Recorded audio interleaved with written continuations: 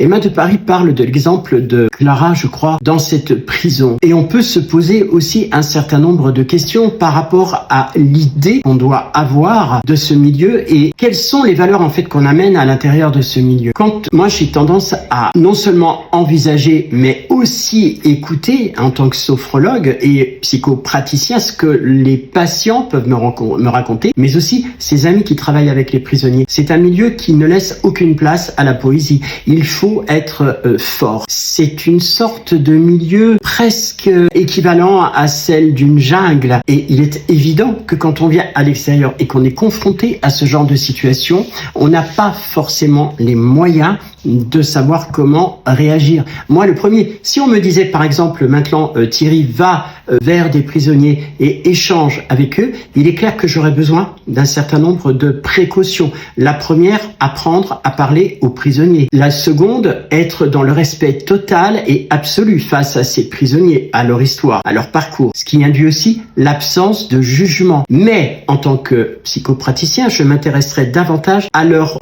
situation psychologique. Comment est-ce qu'ils vivent la prison? Maintenant, les parloirs, sont des lieux où tout est surveillé.